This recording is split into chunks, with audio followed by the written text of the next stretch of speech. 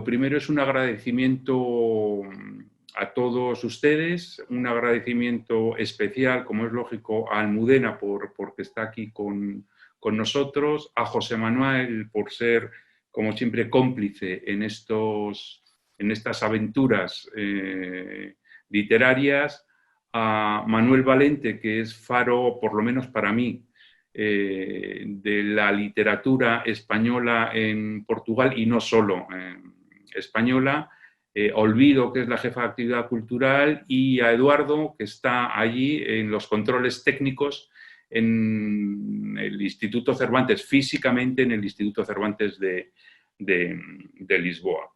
El agradecimiento a Almudena también es un agradecimiento que lleva felicitaciones, porque ayer le dieron el premio Jean Monnet de literatura europea, que es un reconocimiento, pues bueno, uno de los más importantes en Europa, un premio que ha ganado pues, gente como Henry de Luca, Muñoz Molina o Hans Magnus Enzensberger, ¿no? Yo creo que es una buena noticia y que la celebramos aquí.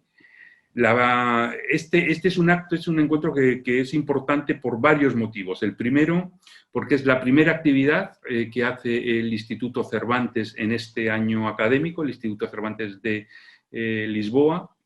Obviamente nos hubiera gustado que esta actividad fuera presencial, porque la vocación del Instituto Cervantes es siempre ser presencial, el contacto, la palabra, la piel, que solemos decir. Desafortunadamente no ha sido posible porque, como hoy le decía en una conversación que he tenido con el director del diario de noticias, Leonido Ferreira, bueno, yo creo que estamos viviendo una realidad un poco mutilada, un poco amputada.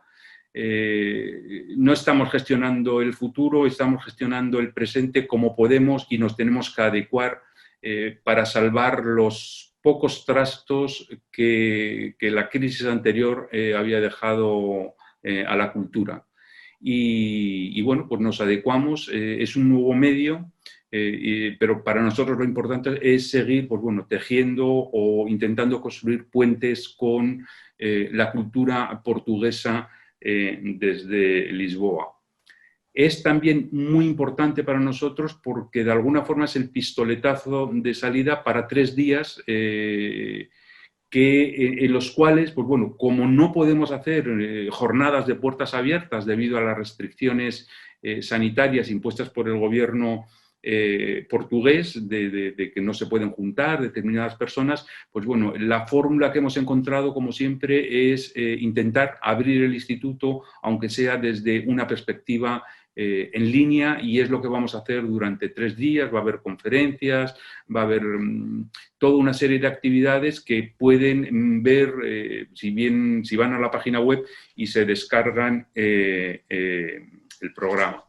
Y la tercera razón por la que es muy importante este encuentro, por lo menos para nosotros, es porque es el objetivo que tiene y la prioridad que tiene este encuentro, además, como es lógico, de difundir lo que es el trabajo, la escritura de autores como Almudena Grandes, tienen que servir, o creemos que tienen que servir, para dar un apoyo decisivo y reafirmar el mundo y la industria editorial portuguesa, que es la que está, de alguna forma, arriesgando, la que está apostando por autores españoles y lo que mueve esa industria, además, lógicamente, de tipógrafos, de imprentas, son traductores y son librerías. Los libros se publican para ser comprados y nosotros queremos, a través de esta serie de encuentros, es el primero el de Almudena Grandes, pero luego seguirá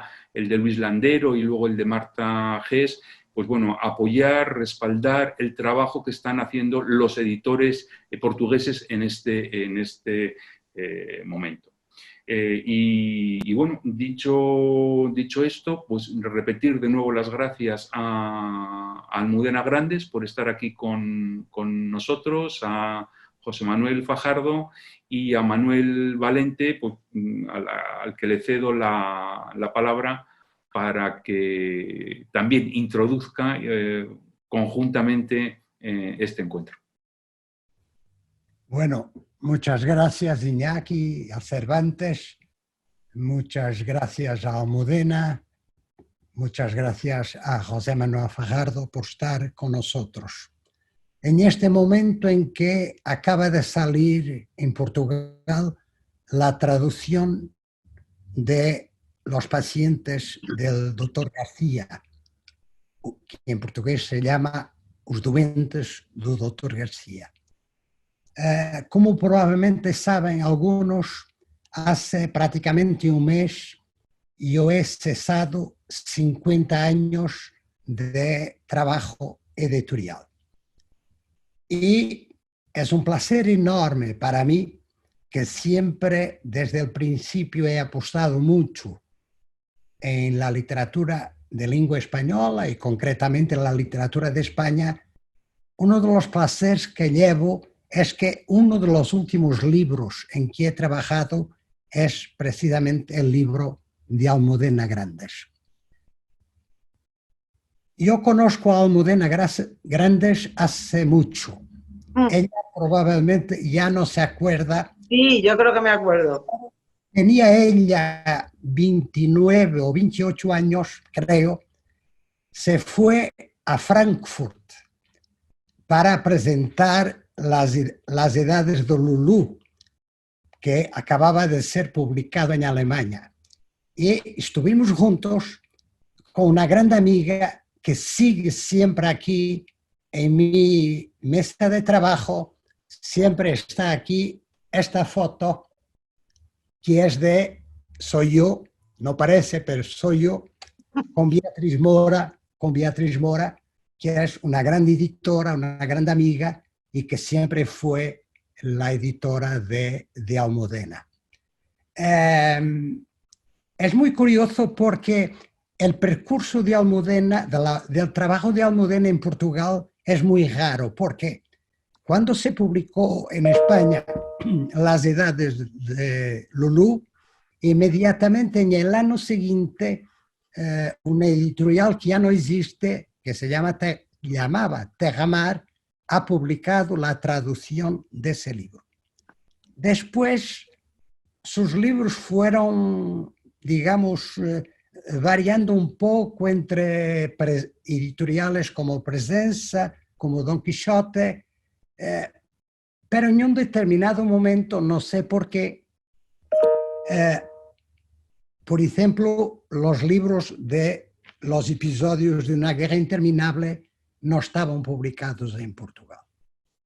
Y yo debo decir aquí y decirte a ti, Almudena, que lo publiqué porque tenía una deuda para contigo, porque nunca te había publicado, pero también, yo no sé si ella está aquí escuchando, pero le debo mucho a una amiga que se llama Alejandra Segreles. Ah, sí, seguramente estará mirando y escuchando. Siempre me estaba diciendo, tienes que publicar Almudena, tienes que publicar Almudena, tienes que publicar Almudena. Y bueno, llegó el momento con mucho orgullo y mucha alegría de publicar este libro, que no es el primero, pero los libros son independientes y por tanto se puede leer. Y tengo también la alegría de saber que la editorial ya ha contratado Las Madres de Frankenstein. O sea que espero, a partir de ahora, la obra de Almudena Grandes tendrá regularmente una edición en portugués, lo que para mí es un placer muy, muy grande. Y bueno, y yo sé que aquí no estoy muchos lectores portugueses, sobre todo los participantes aquí son hispanohablantes, pero si hay algún portugués que sabe que la traducción está ahí, está saliendo muy bien, que es una cosa que me da alegría, sobre todo en un momento en que el mercado portugués está muy en crisis y es un libro que no es que es un poquito caro para Portugal, porque es grandito, ¿no? Y mismo así está saliendo muy bien, con buenas críticas, y entonces eso me da una alegría enorme. De modo que, Almudena, es un placer enorme reverte. La última vez hemos estado juntos en Óbidos. No En sé, Óbidos. bueno, y bueno, y creo que he cumplido mi trabajo aquí. Ahora la palabra es para ti y para José Manuel. Muchas gracias a todos y adelante. Bueno, yo quiero darle las gracias a Manuel Valente, que ha sido mi editor. Después de haber estado tanto tiempo yendo a ser mi editor, si o no, al final ha sido mi editor un mes, porque publicó el libro y se jubiló. Para mí también es una alegría, es como un deseo cumplido. Quiero darle muchas gracias por estar aquí y por lo que ha contado. Quiero darle muchas gracias a José Manuel Fajardo, amigo mío, muy antiguo, de muchas batallas todas perdidas, que es nuestra especialidad, porque haya querido acompañarme, y a Iñaki por invitarme al Cervantes de Lisboa, y para mí es un placer, aunque no haya podido ir a veros, aunque fuera con mascarilla, pero es un placer enorme estar aquí esta tarde. Bueno, la verdad, Almudena, es que pues el gusto yo estoy seguro que es mutuo, ¿eh? El placer es mutuo de todos. En mi caso, tú bien lo sabes, me da particular alegría que estemos aquí juntos hablando, aunque sea por este intermedio. De esta manera, sí. De esta manera, después de haber perdido todas esas batallas de una manera Eso es. absolutamente militante, porque hay que decirlas que librarlas las libramos todas. Hombre, hasta Pero el final. perderlas las perdimos también todas. Todas. Eso también. Y algunas tuvieron nombres estupendos, proyectos Sí. estupendos. Es verdad que cenamos juntos muchas veces, bebimos mucho vino, tomamos muchas copas, pero luego sí, fracasamos. Claro, sin claro. remedio. Ten en cuenta, eso es, bueno, son los efectos colaterales de las derrotas, a veces Eso. son las buenas cenas y las buenas conversaciones, ¿no? Bueno, todos ustedes, porque aquí es muy difícil, esta es una de estas conversaciones que es aparentemente fácil y en el fondo son las más complicadas, porque cuando te conocen mucho, cuando eres amigo de muchos años, pues uno tiene cierta tendencia a dejarse llevar un poco por los flecos de esos afectos y memorias compartidas y a olvidarse de que estamos en un acto público. Y eso no es importante, no olvidarlo en ningún momento, ¿no? Estamos en un acto público. A muchos de los aquí presentes, bueno, pues sí, yo al menos conozco bastantes, tú también, me imagino. Presentarte, pues bueno, es una de estas cosas que se dice, ya sabes, en la retórica de las representaciones siempre se dice, no hace falta presentar a tal autor, siempre hace falta presentar a todos los autores, porque es una manera también de iniciar una conversación, ¿no? Las presentaciones, la biografía, en estos tiempos, además, en los que las ideologías como que tambalean, parece que lo biográfico acaba convirtiéndose en la única IA que sobrevive, y la biografía es importante porque dice mucho de las personas también, ¿no? Entonces, así rápidamente, Almudena Grandes, nacida en Madrid en 1960, así que ahora ya te has convertido en una sexigenaria. Totalmente. Acabo de debutar en la década prodigiosa. Exactamente. Que empezaste por ese libro que evocaba Manuel Valente antes de las edades de Lulú, y que yo muchas veces pienso que nadie se imaginaba en ese momento por dónde iba a derivar tu literatura. Partiendo de una novela erótica, lo último que se le habría ocurrido a nadie en ese momento es que ibas a hacer una serie de episodios, de nuevos episodios nacionales sobre la dictadura de Franco, ¿no? Pero es que la literatura tiene esas cosas bonitas, ¿no? Que tiene sus caminos propios. Y en ese camino, pues tú has publicado novelas que son ya una referencia. Te llamaré Viernes, Malena es nombre de tango, Los aires difíciles, El corazón helado. Y desde 2010 estás en lo que, en mi opinión, es uno de los proyectos mayores de la literatura española de nuestro tiempo, ¿no? Porque no es poca cosa emprender una serie de episodios, titulada así genéricamente, episodios de una guerra interminable, de la que llevas 5, El lector de Julio Verne, Inés y la alegría, Las tres bodas de Manolita, el quinto, que es la madre de Frankenstein, que por cierto estoy ansioso de leerme, porque esa es una historia que me fascina y que merecería un debate larguísimo. Bueno, es que a los españoles de nuestra edad, de nuestra generación, nos gustó mucho Aurora. Pero esta Aurora mía no la vas a reconocer. Paréntesis, Bien, cerramos paréntesis. bien, cerramos paréntesis. Y el cuarto tomo de esos 5 publicados hasta ahora, que es Los pacientes del Dr. García, que es el que hoy pues nos trae aquí esta conversación, ¿no? Antes se ha evocado que te acaban de dar un premio en Francia, Jean Monnet. Ya tenías otro que era, si no me equivoco, era el Prix Méditerranée.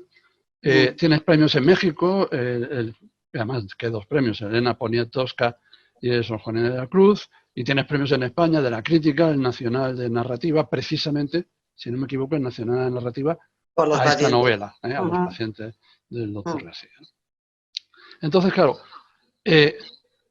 una trayectoria así, 10 años de un proyecto literario. 10 años de un proyecto literario es mucho tiempo, es un impulso tremendo.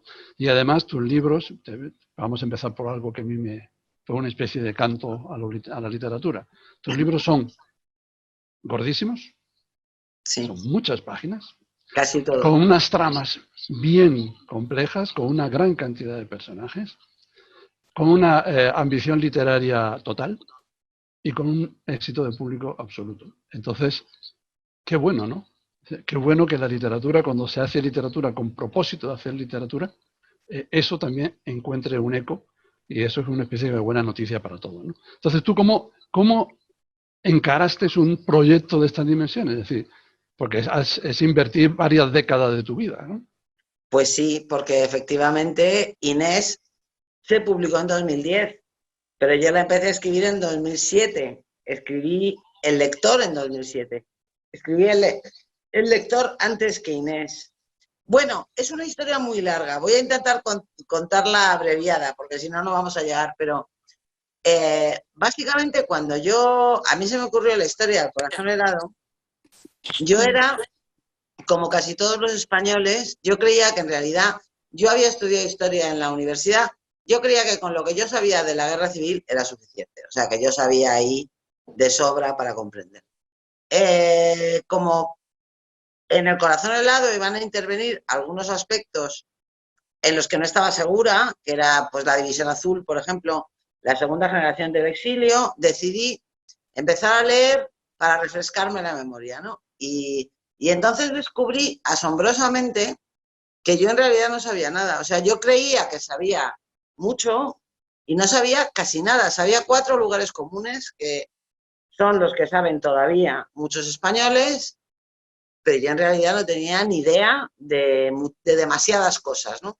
Entonces, en aquel momento, yo me enganché, como dicen los niños, ¿no? Me enganché, igual que se engancha la gente a los videojuegos o a las series de televisión que están tan de moda ahora. Yo me enganché a la literatura, a la historia de España en el siglo XX. De una forma muy radical. Aquello fue como poner una fila de fichas de dominó.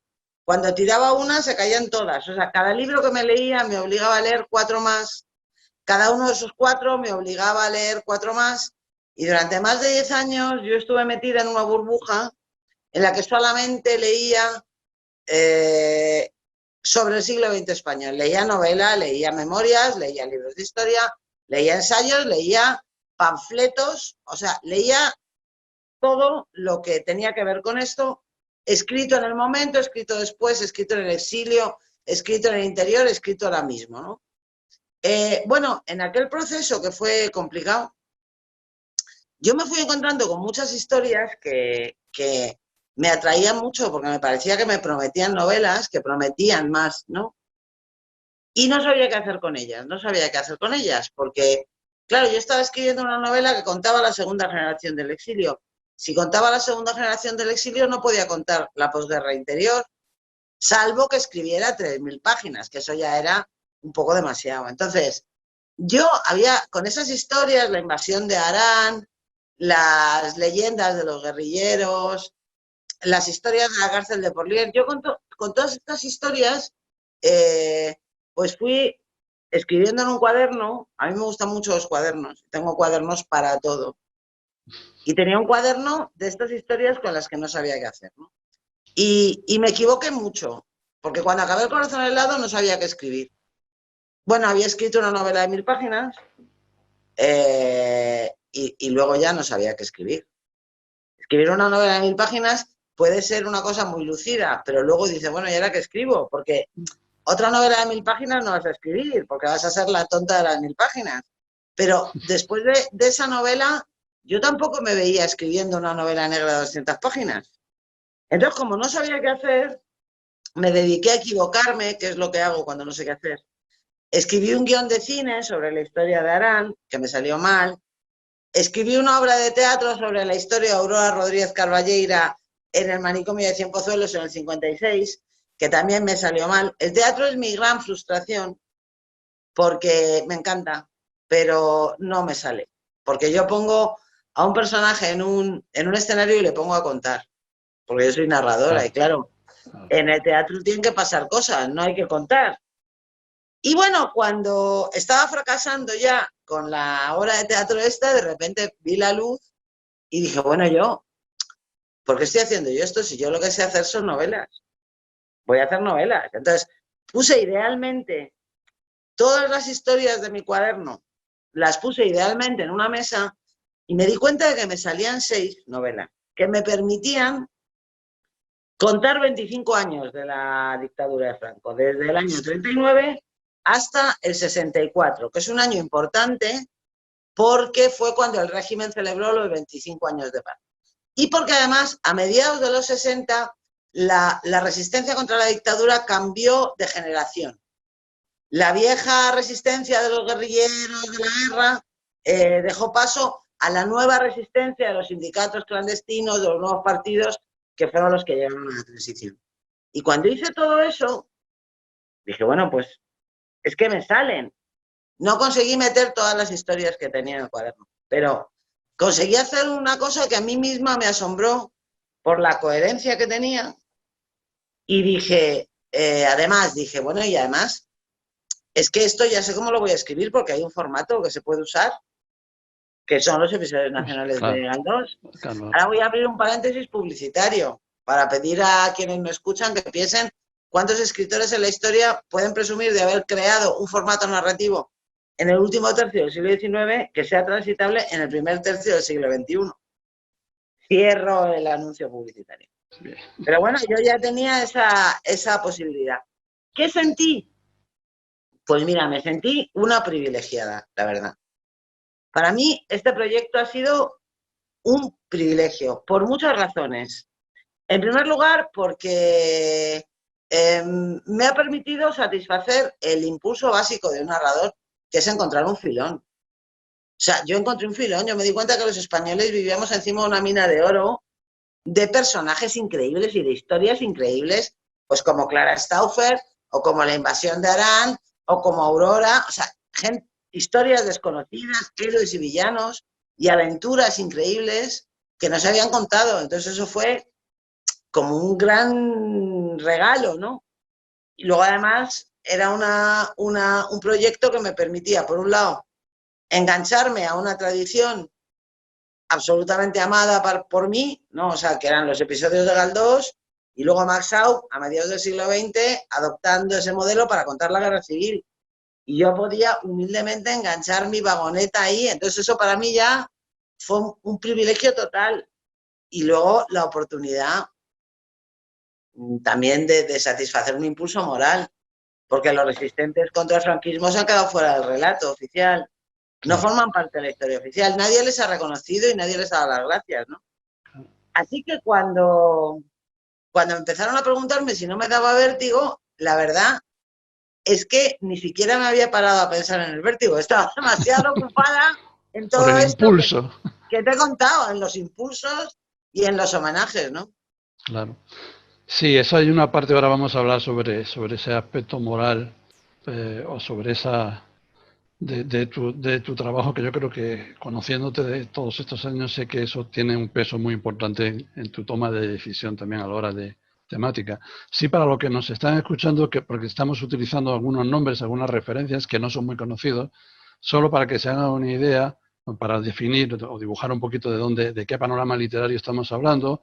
En estas novelas lo que Almudena hace es tomar esta serie de historias que dice, de personajes y de episodios que son particularmente singulares, son sorprendentes, significativos, pero que han estado relativamente olvidados, y que de alguna manera van contando elementos de lo que fue la guerra civil, la inmediatamente posguerra civil, sobre todo los primeros años de brutal represión, y la vida cotidiana después bajo el franquismo y la represión del franquismo durante ese trecho de esos 25 años, ¿no? Con episodios muy singulares, por ejemplo, los tres que has citado, así para decir simplemente, la invasión del Valle de Arán es el intento que hicieron las tropas exiliadas republicanas en Francia, viendo que la guerra mundial la habían ganado los aliados, pues el intento de invadir el territorio español a través del Valle de Arán, en los Pirineos, para forzar a los aliados a apoyar esa invasión y que España no se quedara, como se quedó, el único país gobernado por un gobierno del eje nazi-fascista que sobrevivió a la Segunda Guerra Mundial. Fue un intento de invasión que fue un fracaso monumental, pero bueno, es un episodio que se sabe, pero del que se habla muy poco, ¿no?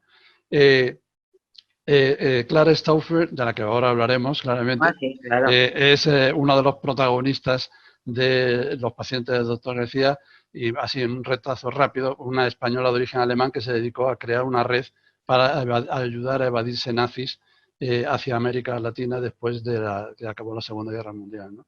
Y Aurora Rodríguez, la protagonista de La madre de Frankenstein, un personaje bien curioso que en 1935, después de haber educado a una niña prodigio que creó exprofeso haciéndose embarazar por un cura, después de haberla criado como una niña prodigio, a los 17 años la asesinó de 3 tiros, o de 2, no me acuerdo, De 4.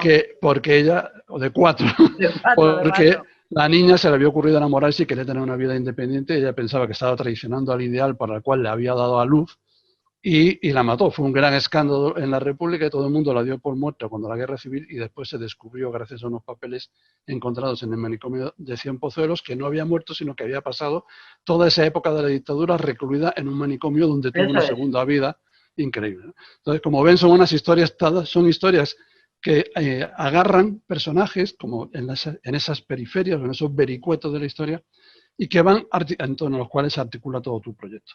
Entonces, claro, ahí llegamos al por qué, ¿no? Porque cuando tú decías antes que tú pensabas que sabías o que conocías lo básico de la guerra civil y lo básico de la dictadura, es decir, porque uno tenía más o menos, además los de nuestra generación, pues habíamos vivido ya la transición política y tal. Yo creo que quizás tu proyecto literario es en realidad una búsqueda de las raíces del presente, ¿no? Es decir, porque uno tiene la sensación de que la cultura, la identidad española construida en la democracia es una identidad como sin raíces. Efectivamente, y algunas de las que tiene bastante contaminada, porque las más visibles son las que vienen del antiguo régimen, la antigua dictadura, ¿no? Entonces, yo veo que ese propósito, esa reivindicación, yo casi diría republicana, no tanto en el sentido de la Segunda República Española, sino de la actitud republicana. Es decir, los valores republicanos, yo creo que eso está en la base misma de tu proyecto, ¿no? A ver, es que España es un país tan raro para esto que en España existen enemigos de la memoria. No en todos los países existen enemigos de la memoria. Los enemigos de la memoria dicen siempre que la memoria es un atraso, que hay que dejarla porque hay que dejar en paz el pasado. Y lo que no entienden es que la memoria no tiene que ver con el pasado. La historia tiene que ver con el pasado. La memoria tiene que ver con el presente y tiene que ver con el futuro, porque la memoria es una de las claves en el proceso de construcción de la identidad. De la identidad de las personas, porque no puedes forjarte una identidad sin memoria propia, de la identidad de las familias, de la identidad de los pueblos y de los países. Y España, en la transición, optó por una consigna: para progresar hay que olvidar, que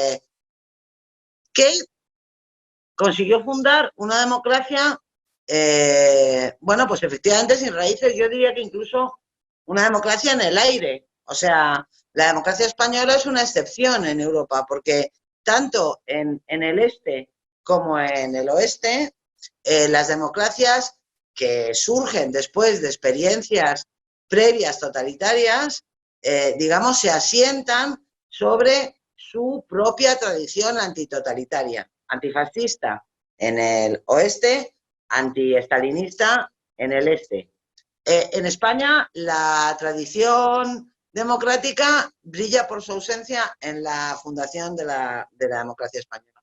Y yo de verdad creo que eso es un gran problema para España. Creo que de verdad que es un gran problema. Creo que España tiene un problema muy importante de identidad y no hay que correr mucho para verlo. Tenemos un problema de identidad porque solo somos un país normal cuando juega la Selección Nacional de Fútbol. O sea, en los mundiales y en los europeos somos un país normal.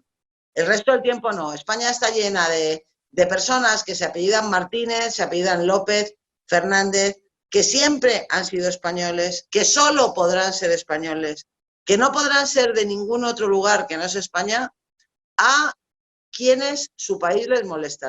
Les molesta la bandera, les molesta el himno, les molesta la nación, porque de alguna manera perciben que todo eso tiene más que ver con el pasado, tiene más que ver con la dictadura de la que proviene la democracia, que con su propia vida, ¿no? Yo creo que si en España se hubiera, en el año 78 o en el 82, porque a lo mejor en el 78 no se podía, me da igual, si en el año 82 si hubiera tenido lugar una ruptura expresa de los vínculos con la dictadura, si se hubiera denunciado, no habría costado mucho, ¿eh?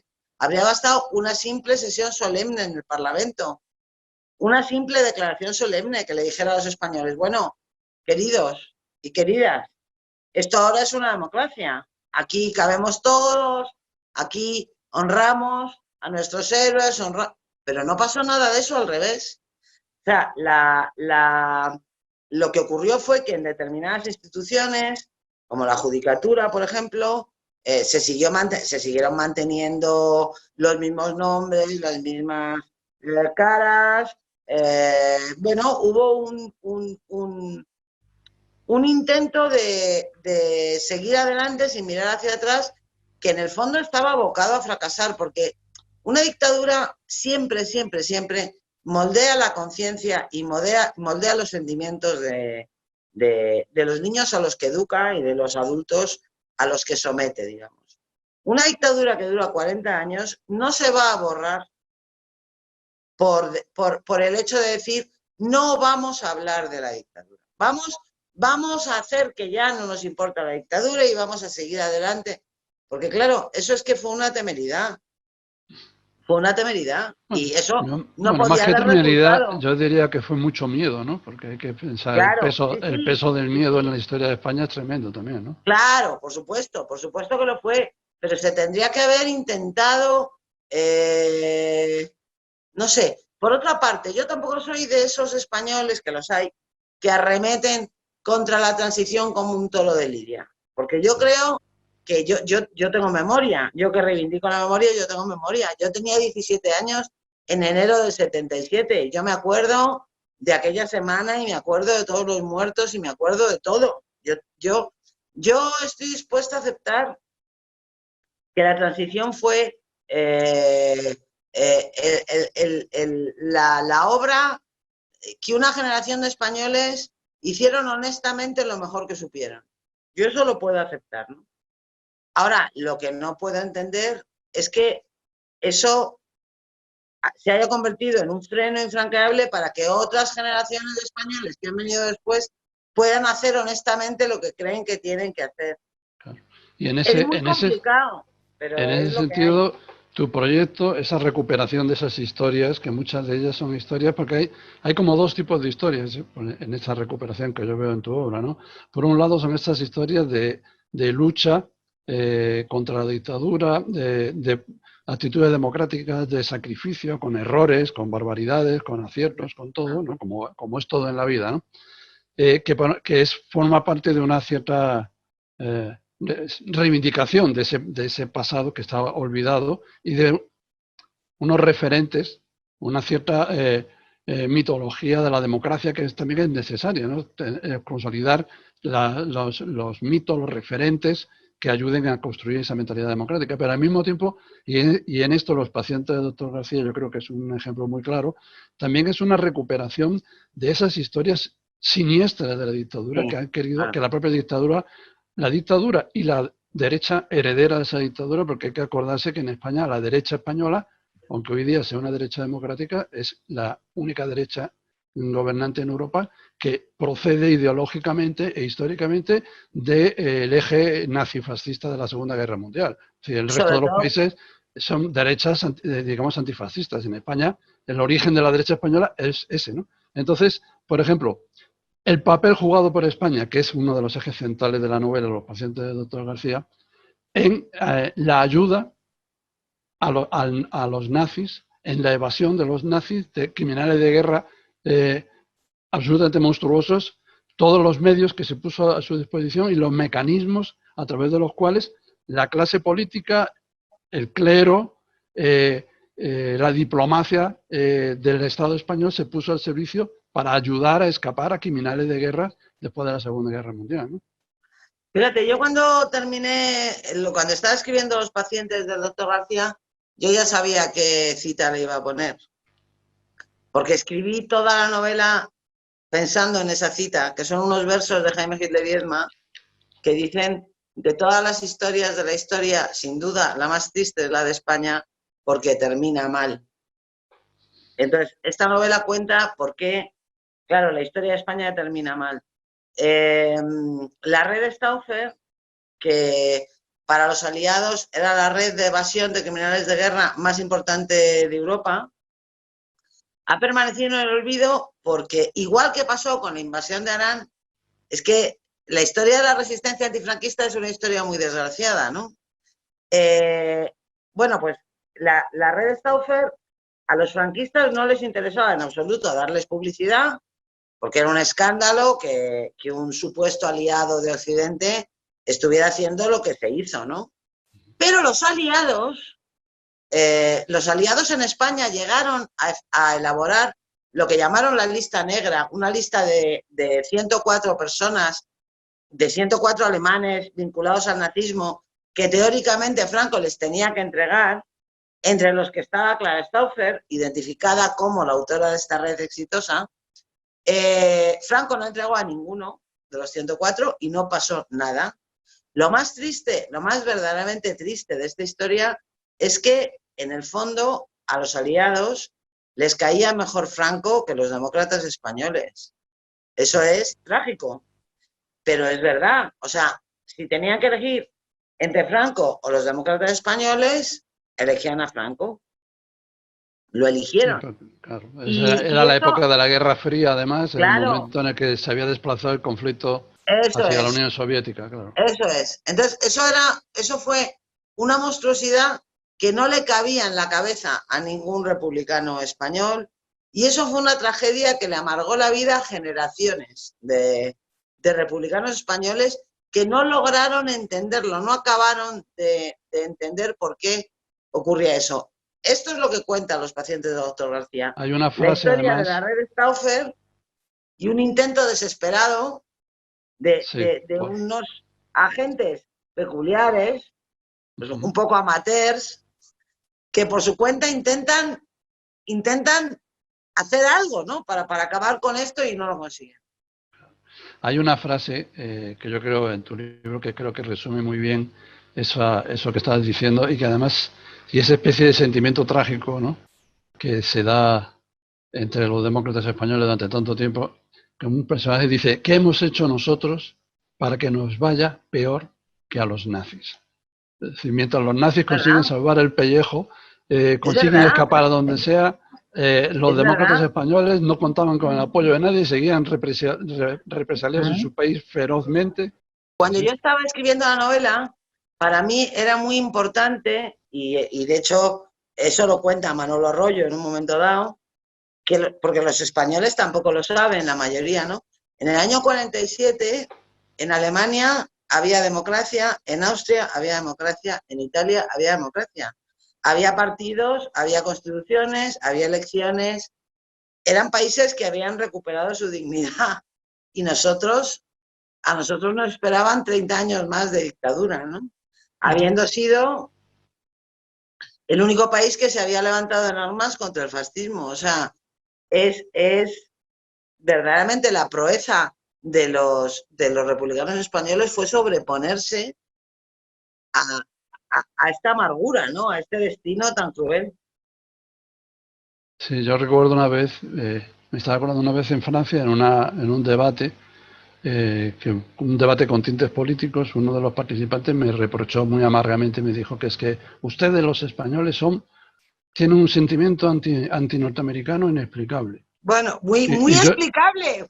claro, y yo Muy le respondí, explicable. hombre, es que a ustedes Estados Unidos les ayudó a liberarse y a nosotros Claro, ayudó a Franco a permanecer en el claro. gobierno durante 40 años. Así que no querrá usted que tengamos la misma percepción, ¿no? Perfectamente explicable, sí. Así es. Y es curioso cómo al final un personaje como Clara, que es una mujer que es alemana y española, es nazi y es falangista, lo tenía todo. Y bueno, y se ocupa, digamos, casi maternalmente de acoger a refugiados que vienen de toda Europa con la dirección de Galileo 14 apuntada, porque es donde vivía ella, y ella les alimentaba, les daba de comer, les buscaba un trabajo. Bueno, pues una mujer como esa, al final, no solamente, digamos, ella se zafa de la justicia aliada, ¿no? Sino que al final, de alguna manera, la actitud de los diplomáticos aliados son lo que le ayuda a tener éxito en esa misión suya, ¿no? Porque que fue muy exitosa realmente. Claro. Lo interesante que ustedes que están escuchando esto, a veces nuestra conversación, además, porque a mí aquí ya Almudena y yo tenemos nuestras tendencias a derivar hacia la política con gran facilidad en nuestras conversaciones, puede dar la sensación de que el libro es un libro que está como centrado en un aspecto político de la historia de España.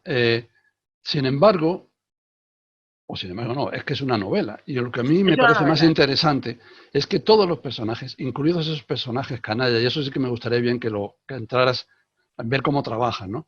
Porque el gran reto de todo escritor es cuando uno está escribiendo un personaje, hay personajes con los que hay una empatía porque ese personaje pues tiene opiniones o actitudes que uno comparte. Pero claro, lo verdaderamente difícil es entrar en pellejo ajeno, es decir, cuando uno tiene que empezar a hacer hablar y a dotar de sentimientos, de todo tipo de sentimientos, porque no existe el mal en estado pluscuamperfecto. Yo creo que salvo algún caso psicótico específico, pues no existe. Es decir, existen personas que son capaces de tener comportamientos o actitudes terroríficas, pero que después son capaces de amar, que son capaces de tener vínculos. Y eso en tu libro, eso está muy matizado. Es decir, los personajes son personajes. Y ahí, por ejemplo, hay dos grandes historias de amistad en el libro. Una es una historia de amistad entre Guillermo García, el doctor Guillermo García, y Manuel Arroyo, que son dos republicanos que se van ayudando mutuamente a lo largo de su vida, pero hay otra historia de amistad entre dos nazis, pero nazis, que es Gallardo, el exboxeador que se va con la División Azul y participa con los nazis en la invasión de Rusia y acaba en Alemania, y Jan Smith de Van der Leer, que son dos nazis, ¿no? Es decir, Dos nazis, sí. y de la misma manera que hay una historia de amor entre el doctor García, Guillermo, y Amparo Priego, que es una mujer que es de idea falangista. Es decir, claro, es una verdadera historia de amor y además es una historia de amor tremenda. Es decir, en la cual hay el peso de la atracción, de la pasión, y en el que el lector pues acabas haciendo que el lector también llegue a tener una empatía con personajes que después son personajes terribles. Claro. Es decir, diferenciando, que esto me parece lo más heroico en términos literarios, es diferenciar el juicio moral que te produzca un personaje de la empatía humana que te pueda causar. Eso tú sabes que eres novelista, que es el gran reto. Hay un momento que es el gran desafío. Yo, por ejemplo, tú no lo has citado, pero en esta novela hay un personaje secundario real, un personaje real, que era, no fue criminal de guerra, pero era protonazi, de hecho es el protonazi, Otto Skorzeny, que era muy simpático. Era un hombre muy simpático. O sea, cuando yo me puse a documentar, era el compañero ideal para tomar copas, era buen conversador, era generoso con sus amigos, era... Claro, cuando estás ante un personaje así, lo que tiene sentido, aparte es lo que es honesto, es reflejar esa simpatía, ¿no? Entonces tú no puedes... Es lo que me pasó con Clara, ¿no? Lo que me pasó con Clara, yo a Clara nunca llegué a odiarla. No pude odiarla, me parecía demasiado interesante como para odiarla. Pero siempre que escribía sobre Otto, sobre Clara, sobre Adrián, Adrián es un pobre hombre, ¿no? O sea que es el ejemplo que además está muy bien de cómo las crueldades de una guerra están hechas de muchos pobres hombres que hacen lo que les mandan, ¿no? Porque si no hubiera muchos pobres hombres dóciles y dispuestos a apretar el gatillo cuando uno que grita más les dice ahora, pues probablemente muchas atrocidades no se hubieran cometido, ¿no? Y esos pobres hombres que se convierten en verdugos no dejan de ser pobres hombres. Pero sí, había una complejidad moral muy importante en la novela, porque trabajar con criminales de guerra es complicado. O sea, pero por otro lado yo me daba cuenta, yo decía, bueno, Clara trabajaba para el mal, porque si hay una encarnación del mal en la tierra son los criminales de guerra nazis. Sin embargo, ella, que era tan generosa, tan abnegada, que estaba tan entregada a su causa, les quería tan incondicionalmente en una relación en la que se hicieron grandes fortunas, la relación del nazismo con la España de Franco, Clara casi se arruinó, porque ella su dinero personal lo invirtió en su red, ¿no? Yo pensaba, esta mujer, si trabajara para cualquier otra causa, para cualquier otra, la Toda República esa Baltica, energía en otra causa, ¿no? sí, sería una heroína, sería una mujer admirable, pero claro, trabaja para el mal y eso la convierte en un problema, ¿no? Entonces, esos son los personajes verdaderamente interesantes porque son los que los que yo no habría sido capaz de inventarme sola, ¿no? Claro, en la novela, en esta novela, lo que me pasaba a mí como narradora es que luego llegaba a algunos capítulos, a algunos momentos en los que Manolo o Guillermo eran felices y sentía como que se me ensanchaba el corazón. Yo decía, ¡ay, qué bien! ¡Ay, qué Un bien! alivio. Que tampoco son felices muy a menudo, aunque al final les va bien. Yo cuando empecé a escribir esta serie yo me di cuenta que tenía un problema horrible, que era que tenía por delante 6 novelas sin final feliz. O sea, sin final feliz posible, y además el lector sabía que no iba a haber final feliz. Porque claro, Franco se murió en la cama y por mucho que yo adornara a mis personajes, Franco se iba a seguir muriendo en la cama.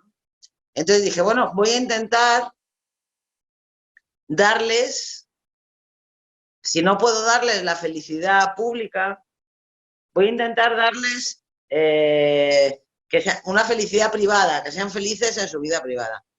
Y en esta novela, por ejemplo, con Manolo me costó, pero al final lo conseguí en Buenos Aires, que es una ciudad tan especial y tan amada para mí, y bueno, y él... Pero es verdad que es una novela complicada, porque de escribir también por la cantidad de desdichas, que dices, bueno, estoy cansada, ¿no? Pero, en definitiva, yo creo que no hay nadie, por insistir en lo que has dicho, no hay nadie que sea completamente malo y nadie que sea completamente bueno. Y para un novelista, para un narrador, o para un narrador en general, eso nunca deberíamos perderlo de vista, porque realmente los malos malísimos de la muerte no nos dan miedo. O sea, el Joker de Batman no nos da miedo. ¿Qué gente nos da miedo? Nos da miedo los padres de familia encantadores que tienen una chica encadenada en el sótano, los terroristas que le suben y le bajan la compra a la vecina de arriba, que es una señora mayor. Esa gente nos da miedo, los que tienen luces y sombras. Y en una novela como esta es que había mucha abundancia también de matices, ¿no? Claro. No, y sobre todo lo que no se puede es escribir contra los personajes. No, eso nunca, no puede Eso ser. no se puede porque entonces Bueno, a partir... puedes, Sí, pero es pero... una equivocación y además, muy grande. y se nota, se nota porque pierden carne y hueso inmediatamente, ¿no? Claro, claro. Estaba pensando, por ejemplo, que de todas formas, fíjate, yo entiendo bien esa voluntad de que les vaya bien a los personajes, porque al fin y al cabo, como uno convive con ellos durante tanto tiempo, pues pasan a ser como miembros de la familia, ¿no? Uno dedica una cantidad de Sí, horas a esas sí. criaturas que no existen o que existieron, pero ahora son papel, están en tu, como está Clara, que murió en el 84, pero que ahora tú la pones a vivir en tus páginas, ¿no? Pasa tanto tiempo que es como si fuera alguien de la familia, ¿no? Esa especie de enajenación mental transitoria por la cual estamos autorizados a mantener conversaciones con seres que no existen, ¿no? Y ya estar preocupados Absolutamente. por ellos, ¿no? ¿Qué será de ellos? Lo que pasa es que también ellos tienen sus propias opiniones. Yo no sé, ¿a ti se te ha revelado algún personaje? Porque a veces uno quisiera que le pasaran ciertas cosas y los personajes no se dejan, se equivocan con una tenacidad verdaderamente bárbara o hacen cosas que uno dice, pero ¿por qué? ¿Por qué estás haciendo eso, hombre? ¿Cómo se te ocurre? Y Pues no hay mira, manera de evitarlo. para mí eso es una cosa que tiene que ver con la madurez. A mí los personajes se me revelaban al principio. Uh-huh. En mis primeras novelas se me revelaban. Pero ahora no, porque el control lo tengo yo. Una vez en una librería de Madrid hicieron una campaña y pidieron una serie de escritores que definieran, o sea, que diéramos una frase sobre nuestro oficio, ¿no? Y yo conté una cosa que es verdad, que hace unos años hubo una campaña de publicidad de unos neumáticos, no me acuerdo de qué marca, no sé si eran Firestone o Pirelli o no me acuerdo, igual os acordaréis. La imagen de los carteles era un atleta negro con tacones. Un atleta negro, un maratoniano, dispuesto como para echar a correr con unos tacones rosas de aguja. Y el eslogan de la campaña era: la potencia sin control no sirve de nada. Y yo cuando leí esa frase dije, esto es el eslogan de mi oficio. La potencia sin control no sirve de nada. Cuando tú consigues controlar la potencia de lo que escribes, los personajes se dejan de revelar. A mí ahora ya no se me revela ni Dios. Así, resumiendo. Los tienes firmes. Ahí los tengo. Ni siquiera Aurora. No, ni siquiera Aurora. Bueno, Eh, Aurora... Lo que sí me suele pasar, pero eso no son rebeliones. Eso tiene que ver con otras cosas. Pero sí es verdad que muchas veces, cuando cuando escribo una novela ya tengo un cuaderno en el que la he resuelto y he hecho la estructura y he pensado en cada capítulo, en los argumentos de cada capítulo y tengo asignado absolutamente todo lo que va a pasar y procuro tener un control absoluto del libro.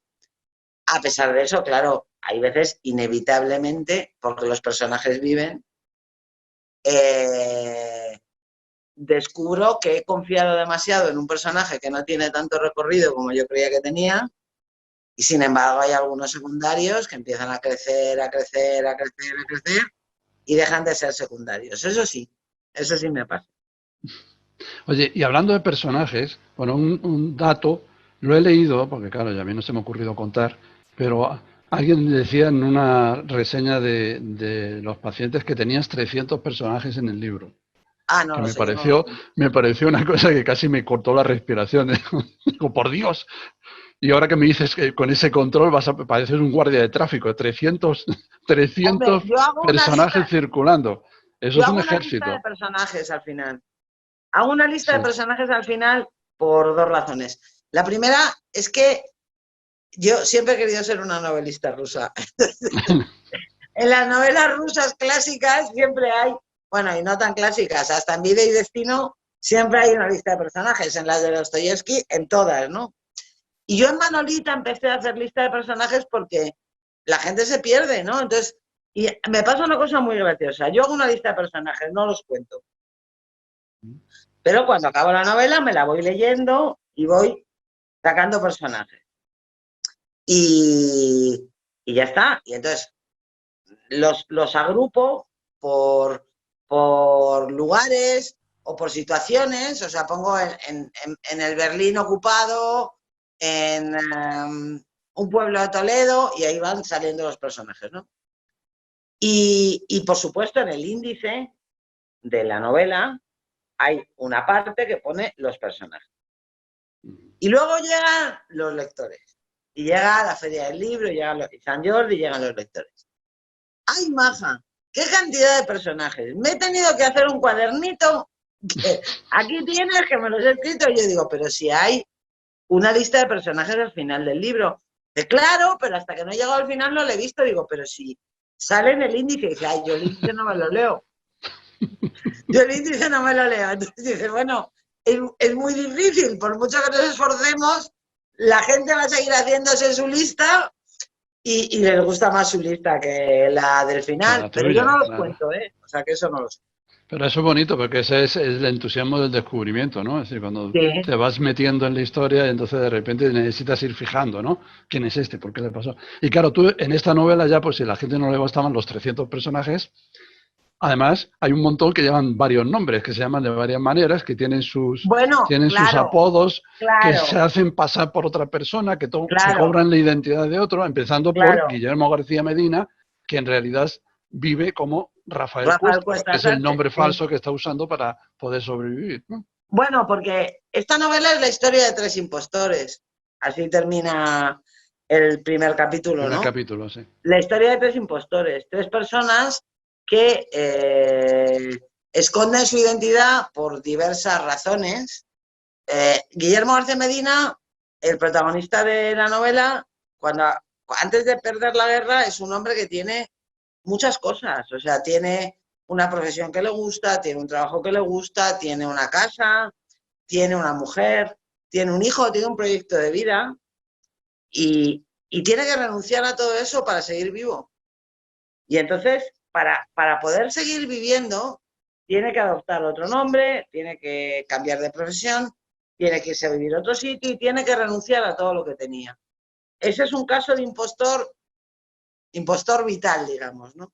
Luego, su amigo Manuel Arroyo, que es diplomático, que es lo más parecido a un espía profesional que hay en el libro, pues llega a tener 7 identidades, me parece, que son coberturas que necesita para trabajar, para poder moverse en España durante la guerra y en la Segunda Guerra Mundial y luego para emigrar a Argentina. A mí,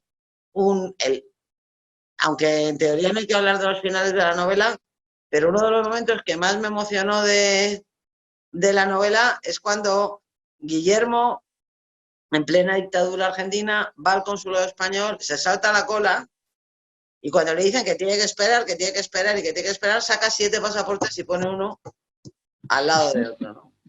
Y dice, dígale al cónsul que quiero verle. Entonces, claro, la secretaria se desmorona. Me dice, ¿este señor quién será? Bueno, pues es un impostor, pero es un impostor profesional. Y luego Adrián Gallardo también, claro, Adrián Gallardo también acaba siendo un impostor por otro motivo, para ocultar su crimen, para ocultar un crimen, bueno, se convierte adopta un nombre que no es el suyo. Todo esto en el contexto de quizá la época más canalla del siglo XX y una de las más canallas de la humanidad, ¿no? Que es lo que fue la retaguardia de las grandes guerras, ¿no? La retaguardia de la guerra de España, la retaguardia de la guerra mundial y los fangos sobre los que se asentaron las bases del presente democrático. Claro. Sí, una novela, fíjate que tiene muchos personajes, pero también tiene muchos escenarios, porque aparte de España, está Francia, donde están los exiliados, está Rusia, donde está la División Azul, Alemania con la caída, Argentina, que es uno de los lugares donde fueron a parar muchos de los nazis que consiguieron escapar. termina de esa manera también un final, también ese final un poco trágico, que me gusta particularmente que termine también en la referencia al golpe en Argentina en el 76 y la dictadura militar argentina, porque no son fenómenos, todos estos fenómenos no son estos golpes militares, estas ideologías que se van transmitiendo, que van fructificando. Eso, lo que pasó en Argentina también, de alguna manera, es fruto del hecho de que ese país se convirtiera en un determinado momento en una especie de vertedero de criminales de Europa, ¿no? guerra, y eso son precios que se pagan después con el paso del tiempo, ¿no? Y estaba pensando... Dime. No, y estaba pensando que como ahí aparecen muchos... hay obviamente personajes de ficción, pero hay muchos personajes históricos, aparte de esta Clara Stauffer, que es un personaje bien interesante que ya hemos hablado, y que se podría hablar mucho más, porque además era una deportista, después fue ya fuera de tu novela, pero ella después fue campeona de natación de la tercera edad, a los 70 años, una cosa así en España. Había sido campeona de natación juvenil y luego... que era un personaje con unas historias así un personaje muy entusiasta en su entusiasmo nazi, pero entusiasta. Pero aparecen también muchos personajes, aparte de los personajes de ficción, muchos personajes históricos. Y te iba a preguntar si había algún personaje histórico de los que te han ido saliendo en esto que te haya sorprendido, que te haya marcado particularmente a la hora de abordarlo en relación al tema que estamos hablando, el tema de la evasión nazi, del apoyo de los nazis, etcétera. Yo quería decirte antes una cosa, que es que el final de la novela, lo de la dictadura, se debe a una periodista argentina de Página 12, que siempre que voy a Argentina me hace la entrevista a ella, que me dijo que le conté por encima la novela que voy a escribir, que era esta, y me dijo, ¿no vas a hablar de los reexiliados? Y yo dije, ¿reexiliados? Y me dijo ella, sí, aquí llamamos reexiliados a los republicanos que vinieron, y cuando el golpe militar se tuvieron que volver a exiliar en España. Entonces, me impresionó tanto que en Argentina hubiera una palabra para esa gente y en España no la hubiera. Y esa especie de drama perpetuo, ¿no? De no estar seguro nunca, o sea, tener que abandonar tu país, cuando ya tienes otro país, pues resulta que ese país ya no es tuyo porque tienes que volver al que era tuyo, que ya no es tu país. O sea, ese laberinto me sobrecogió mucho. De todos los personajes históricos del libro, a mí los que más me emocionan y con los que más disfruté es con Juan Negrín y Pablo Azcárate derrotados, viviendo como una pareja de jubilados en Londres. Yo sé que ellos no tienen que ver con la evasión de los nazis, pero yo, esa casa de Taplow y ellos quedando los domingos a comer y maquinando, ¿no? Y maquinando, intentando conspirar cuando ya no tienen absolutamente ningún poder, tienen la razón, pero ya no tienen poder, ¿no? Ellos fueron los que más me emocionaron. También es verdad que es que les tengo mucho cariño. Sí, pues además, qué personajes, ¿eh? Hombre, fíjate. Bueno, yo creo que a lo mejor ya sería momento, porque llevamos aquí 1 hora y cuarto de conversación, de abrir turno de preguntas. A ver, para mí es un gusto escuchar, y sobre todo cosas que no forman parte del día a día, ¿no? A pesar de que, como dice Almudena, yo también soy de su generación y te saludo, no te conozco, no he tenido ocasión de saludarte personalmente en ningún momento, pero sé perfectamente, he leído cosas tuyas, habiendo pertenecido a la misma generación y habiendo oído prácticamente lo mismo. Claro que hay opciones vitales, aunque cuando eres joven las tomas no con la misma conciencia con las que las hubieras tomado si ya tienes, como tú dices, experiencia y veteranía, ¿no?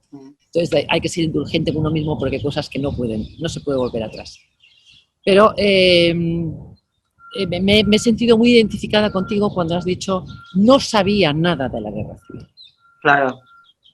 Y por contra todo el mundo piensa que sabe y sí. Todo el mundo emite juicios y sería algo que habría que decirlo muy en alto. No emitamos juicios, no opinemos en función de algo que francamente ignoramos, y lo ignoramos porque las circunstancias no nos permitieron conocer. y quizá ahora ya no hay tiempo o no hay ganas, o si lo hay, pues en fin, a otras circunstancias. Entonces me parece muy importante decir, pero decirlo, en fin, para que fuera realmente asumido por toda la sociedad española, no opinemos sobre algo que realmente conocemos muy poco y solamente tenemos los 4 clichés. Ahora bien, por ejemplo, tu novela, que espero leer en breve, sí que nos permite conocer a través de las vidas de las personas. Tú con tu experiencia, que ya sé que tienes mucha, ¿qué te supone emocionalmente? ¿Te supone emocionalmente un sacrificio, un reto, una lucha, una complicación? O, por contra, eres capaz de distanciarte emocionalmente de aquello que aconteció en tu país, porque yo creo que es algo que, como somos poco conocedores y hemos sido educados en una especie de limbo en el cual blanco o negro, lo bueno y lo malo, y tú has señalado que hay muchas sombras, a tu edad, a nuestra edad, a los que estamos escuchándote, ¿qué te ha supuesto emocionalmente sumergirte durante tanto tiempo en este proceso de aprendizaje y al mismo tiempo que te ha permitido crear? Bueno, es una pregunta interesante, porque es verdad que los escritores siempre hablamos de que esperamos que nuestros libros afecten a los lectores, pero claro, a un escritor lo que escribe le afecta, ¿no? Claro. Entonces, estas novelas, bueno, creo que antes cuando estaba hablando con José Manuel del sufrimiento que a veces me producen mis propios personajes, esa especie de desdicha continuada en la que viven, estas novelas no se pueden escribir como novelas, como una historia de amor contemporánea, porque una historia de amor contemporánea que puede ser una obra maestra, o sea, no estoy hablando de literatura, pero en la emoción del autor pueden pesar muchas cosas, puede estar muy satisfecho, puede haber conseguido hacer un gran libro, que era lo que pretendía, pero probablemente no le exige dudar sistemáticamente. Escribir novelas como estas a mí me aboca a la duda perpetua, ¿no? Yo que escribí un libro de artículos que se llama La herida perpetua, si algún día escribo un libro sobre el proceso de escribir estas novelas, la podría titular La duda perpetua, porque estoy todo el tiempo haciendo ese esfuerzo de intentar resistir la fascinación de los personajes odiosos, pero sin embargo sin resistirme a reconocer todo el atractivo que pueden tener esos personajes. Estoy constantemente calibrando el valor, la repercusión moral de un hecho o de otro hecho, pensando sin parar en la represión republicana, pensando sin parar en las traiciones, en los elementos más dolorosos de la derrota. Claro, una derrota que yo no he vivido, desde luego, pero con la que sí me identifico, porque tiene que ver con la idea que tengo de mi país y con el país que podría haber sido el mío y no fue, ¿no? Entonces, en ese sentido, fíjate, te voy a decir una cosa. Escribir del enemigo no duele. Escribir mal del enemigo no duele. Describir las atrocidades del enemigo, incidir en las catástrofes provocadas por el enemigo no duele. Pero, sin embargo, examinar los errores de los que no son los míos, porque están muertos todos, pero examinar esa cadena de errores constante, pues eso llega un momento que duele y termina la moral. Eso es así. O sea, yo hay días que me levanto de la cama y pienso, uy, qué poco me apetece lo que tengo que escribir hoy, porque ya sé que lo voy a escribir. Y sin embargo, eso no deja de ser fascinante y no deja de formar parte de la excitación y de la emoción de la escritura, ¿no? Es complicado. A ver, había una pregunta. Sí. Bueno, ante todo, dar las gracias por este lujo de oír a la autora, dar las gracias a Almudena Grandes, al Cervantes. Yo soy profesora en el Instituto Español de Lisboa y este año nuestros alumnos de segundo de bachillerato leen este libro. Entonces es verdaderamente un lujo y un placer. Quisiera plantear dos preguntas. Una sobre los personajes secundarios. Si personajes como Experta o como Pepe Moya, Experta que es un secundario fundamental y que hila y une diferentes clases sociales, ¿cómo surgen? ¿Cómo los crea? ¿Estaban ya antes? Un poco eso. Y la otra, pura curiosidad y deseo, saber si esos cuadernos previos los guarda la autora, los tira, aparecen, los veremos. Estas son mis dos preguntas. Muchísimas gracias de nuevo. Bueno, más fácil la segunda. O sea, los cuadernos los guardo como oro en paño. O sea, los tengo todos puestos unos al lado de otros y los mismo mucho. Porque además yo cuando acabo una novela, el cuaderno se queda como está. O sea, no sigo escribiendo nada más en ese cuaderno. Pero curiosamente, hay veces que cuando tengo que contestar a algo difícil, yo qué sé, cuando me hacen preguntas alguien que está haciendo una tesis o algo así y que no está en España, entonces me la manda por correo. Si no me acuerdo exactamente bien de algo, he descubierto que me manejo mejor consultando el cuaderno que consultando la novela. O sea, que los cuadernos también tienen importancia para mí. Eso por un lado. Luego, desde el punto de vista de los secundarios, Pepe Moya es lo que se llamaría un secundario de lujo, porque Pepe Moya aparece en todas las novelas de la serie. Pepe Moya es un personaje importante en El lector de Julio Verne, donde le llaman Pepe el Portugués, que es el mote que tiene Jaén, pero es un secundario que va a aparecer en todas las novelas de la serie, es un poco el Araceli de esta serie, ¿no? En algunas sale muy de refilón, por ejemplo, en Inés y la Alegría sale de refilón porque, claro, conectar Toulouse con la provincia de Jaén en los años 40 era muy difícil, pero en Manolita tiene un papel importante, en Los pacientes tiene un papel importante y en La madre de Frankenstein también tiene un papel importante, siendo siempre secundario. O sea que Pepe Moya, digamos, forma parte del proyecto. Experta no, Experta es un personaje de esta novela, ¿no? Experta es muy importante, o sea, al final, estoy de acuerdo contigo, todos estos personajes aparentemente pequeños son importantes en una novela que lo que pretende es contar la historia desde abajo. O sea, yo lo que pretendo, siguiendo las enseñanzas de Galdós, es contar la historia desde abajo, desde la vida cotidiana de la gente corriente. Entonces, en la vida cotidiana de la gente corriente, los personajes como Experta, que aparentemente no tienen fuste literario, que no tienen mucha... Pues son fundamentales, ¿no? Y sobre todo en la historia que desencadena la relación entre Guillermo y Amparo, Experta juega un papel fundamental.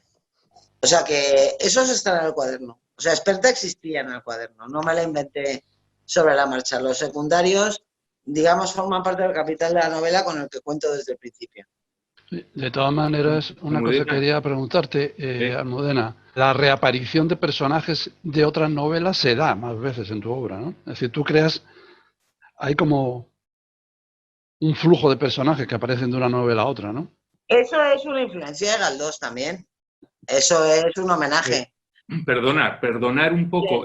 Tengo una pregunta que lo ponen en el chat porque no tiene cámara, que es la profesora María Fernanda Abreu, que dice textualmente que sabemos que tú, Almudena, eres una de las mayores estudiosas de Galdós, que José Manuel Fajardo incidió al principio en Galdós y en los episodios nacionales, y lo que pide, al hilo de lo que estaba diciendo José Manuel, es que si puedes hablar un poquitín de esa relación de tu obra con Galdós? Es lo que pregunta María Fernanda Abreu.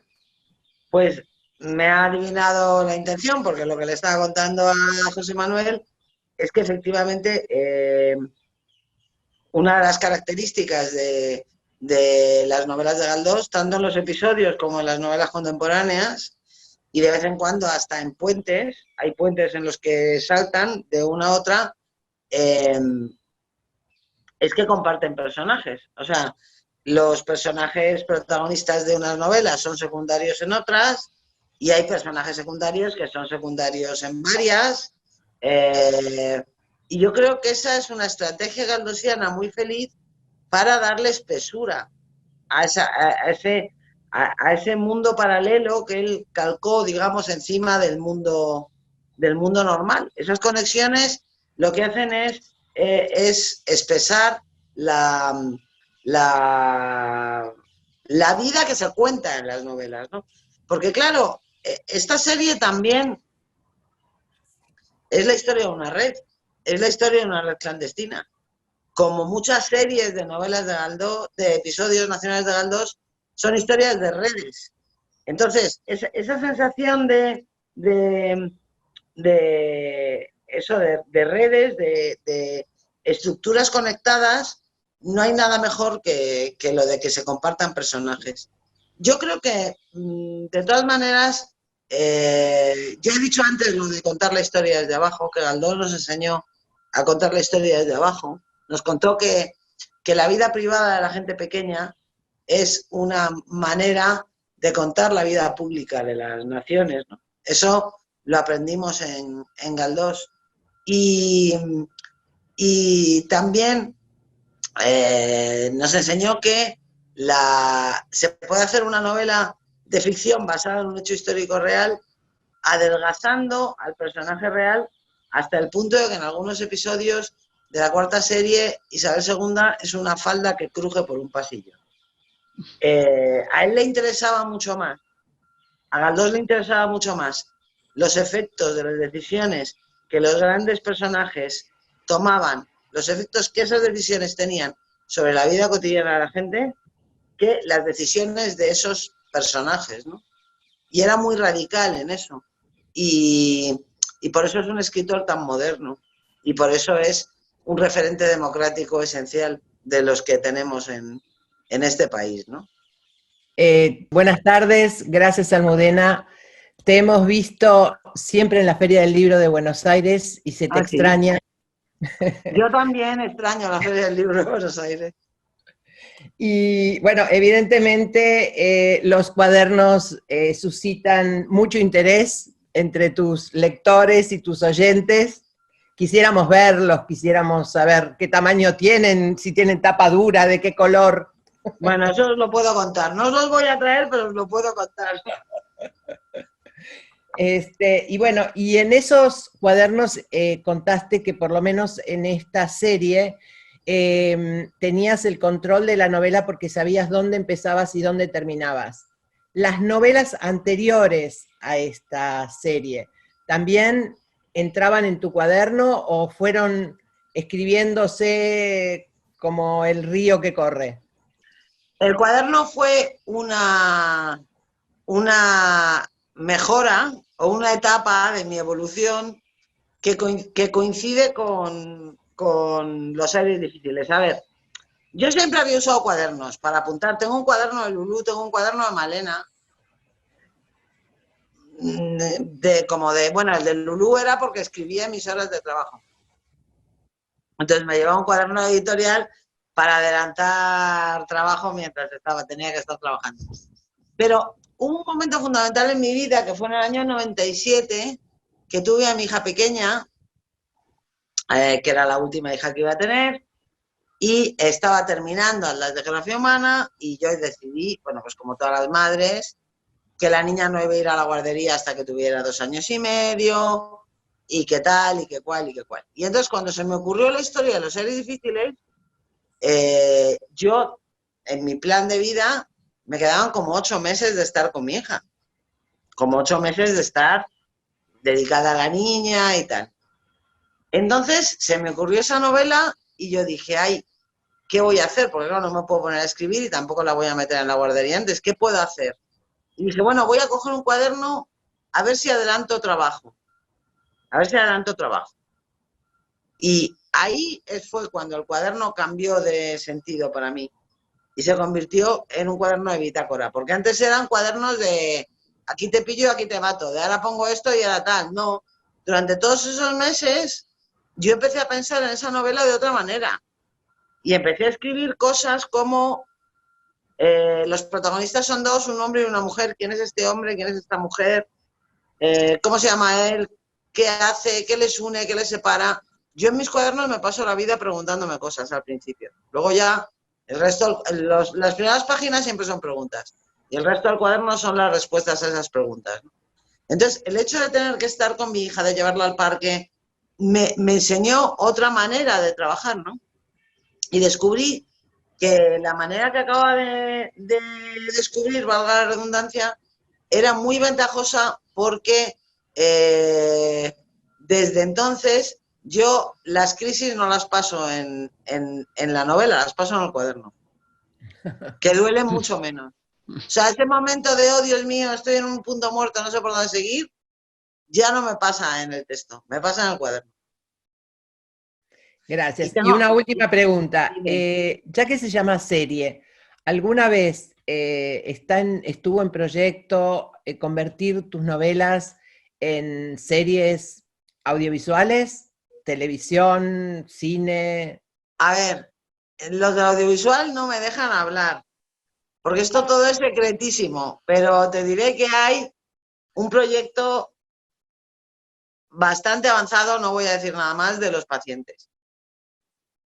Ya está, no puedo decir más porque se enfadan conmigo. Son como los presidentes de los clubes de fútbol, los del audiovisual. Es muy peligroso. Ok. Muchas gracias. Conocemos. Gracias a ti. Quería decir algo. Yo tengo más años, tengo 72 años y tuve un padre que pasó varias guerras. La primera, también estuvo en las Brigadas Internacionales en la Guerra Civil de España y la Segunda Guerra Mundial también. Y solo en un momento de su vida es que empezó a contar algunas cosas, porque le dolía mucho contar lo que había pasado, que él decía que era todo horrible, era horrible, y que no se quería acordar. Y para no acordarse, no contaba, no hablaba. Y entonces yo me he enterado solo ahora de cosas, por ejemplo, de toda la familia de él, de Polonia, porque mi padre era judío polaco, que murió en los campos de concentración, de las luchas de él, de los amigos de él. Por ejemplo, solo supe ahora que hubo amigos de él que también estaban en Francia y que se fueron a luchar a España, que había muerto.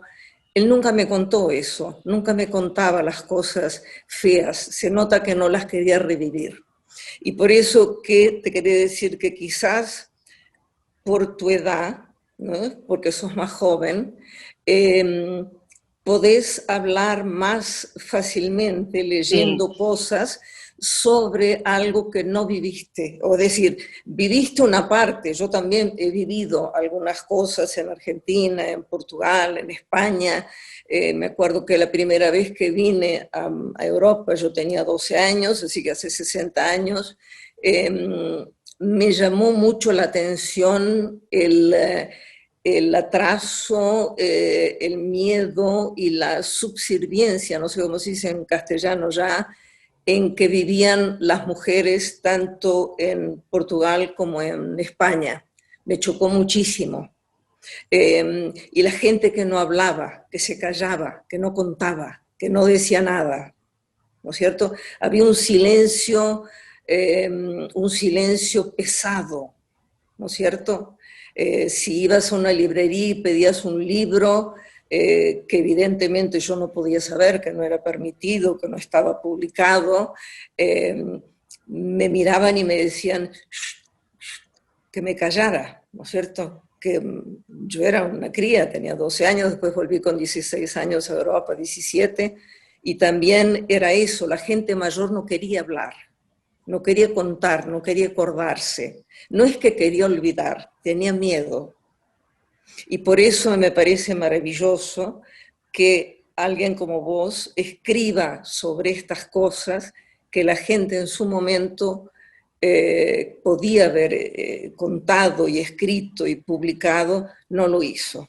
Ni en películas, ni en discursos, ni en nada. Hubo un silencio casi obligatorio, pienso yo. Como dijo Fajardo también, el miedo es algo muy castrante, ¿no?